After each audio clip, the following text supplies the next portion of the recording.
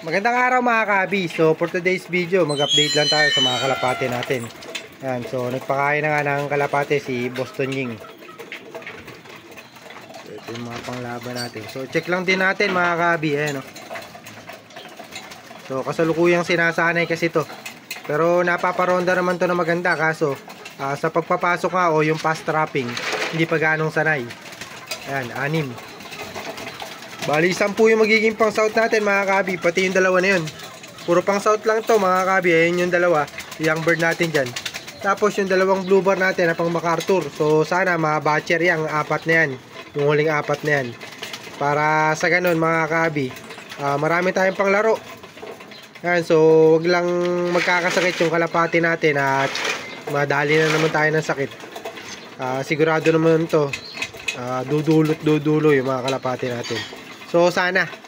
So yan kasi number 1 na kalaban natin sa pagkakalapate, yung sakit. So napakarami na kasing sakit ngayon na umuusbong sa mga kalapate natin. Kaya kuminsan hindi maiwasan. So ganyan lang magpakain mga kabi. Konti lang to. Konti lang yung pakain dito. Masustansya kasi yung pagkain nito mga kabi. Kaya kahit na hindi nyo damihan. Pagka dinamihan nyo kasi mga kabi, masyadong tataba yung kalapate nyo. Ayan. So matatapos na silang kumain. Hinihintay ko lang matapos kumain to mga kabi. Check natin yung 4 na young bird natin.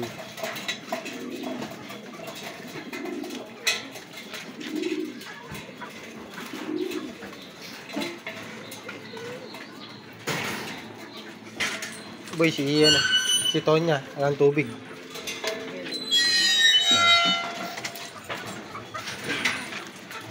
So bali ito yung dalawang young bird natin no? So tumutuka-tuka naman na. Kaso next week siguro sasama ko na rito yung dalawang blue bar. Pag-iwalayin ko na tong magulang na to.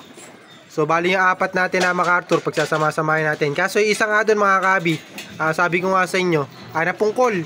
So bali isang daliri niya puputulin nga natin. Para sa ganun mga kabi maging maganda yung paglakad niya. Sa hindi mamaga yung paa niya. Natatapakan kasi mga kabi. Talagang mamamaga yun o baka magkasugat pa yung kalapate. Magiging dahilan nga ng pagmaga ng paa. Napuputulin ko yung mga kabi. Yung napungkol niya na daliri. So ito, medyo magugulang na to mga kabi no? Pero mas magugulang dito yung sa mga kaklab natin o yung mga kalaban nila. Mas magugulang sa kanila. Kasi ito medyo late na tayo nag-breed Ayan, so bali yung mga panglaban ng o yung mga kalaban nila inihahagis na, nasa self-toss na sila, ala pa. So medyo na-late din tayo ng training dito sa mga kalapati natin ito. Ayan. Puro magaganda katawan nito. So wala tayong inilaban ngayon na pipes o yung bangkain yung katawan.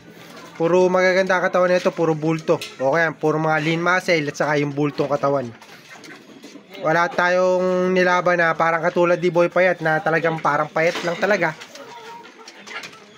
Ito puro magaganda, solid yung mga katawan nito. Kaya sana solid din yung ilipad nila sa atin. Ayan, maganda kalapati. So hindi pa sila tumutuka gaano, no? Ayan, yung dalawa natin yan. Pero malaki na to mga kabi.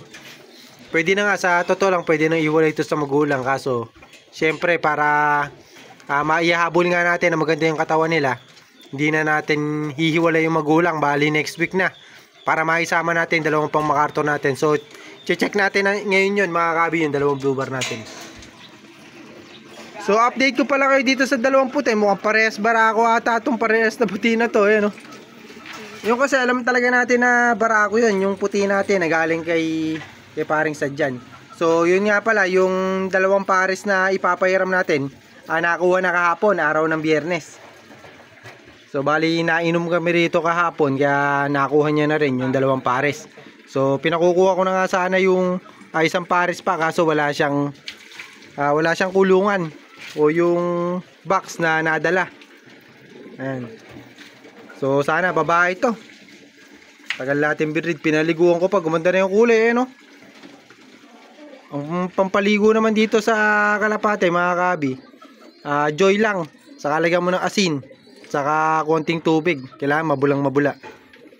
Ayan. So kusang puputi yan. Nakita nyo naman. Parang putik to eh. Kulay putik to nung nakaraan eh. Parang nagiging brown brown siya. So ngayon nakita nyo medyo maputi na. Maganda na yung kulay. So ganun lang mga kabi. Papaliguan nyo lang ng Joy o yung pang dishwashing mga kabi. Ayan, puputi na. So pampaputi ng kalapate. Saka nilagyan ko ng asin. So asin kasi mga kabi. Flavor lang yun.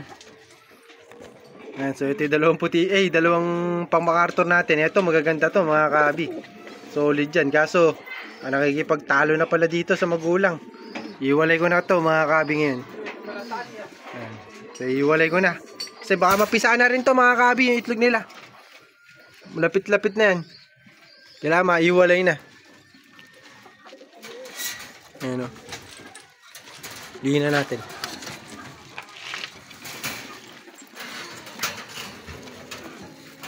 Ayan. Lihin natin mga kabi.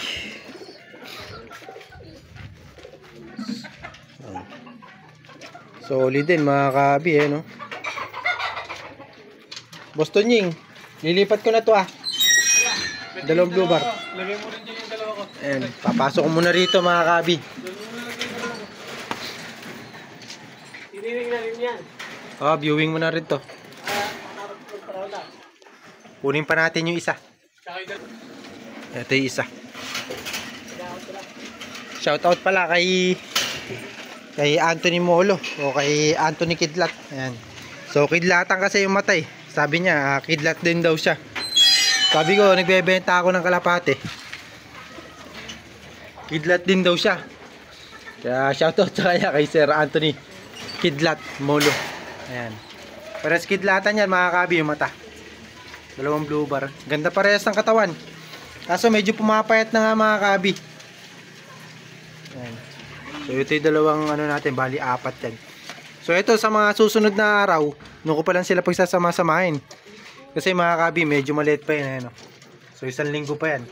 So medyo na ano to, medyo na-reject to mga kabi ng konti. Kumbaga, hindi ako satisfied sa katawan nila. Medyo parang nabansot. Pero hindi naman sila nagkabuluto ngayon. Nakita nyo naman mga kabi. Okay naman sila. Yan. So bali, apat yan na pang MacArthur natin. Ayan yung last batch ng South natin. Sana mabatcher. So ito mga nabatcher na to mga kabi. Fast wrapping na lang to. Kailangan na lang na ito fast wrapping. So ito isang blue bar to. Kay Sir SBH naman to. Lagay din natin dito. Isang singsing lang yung sa kanya.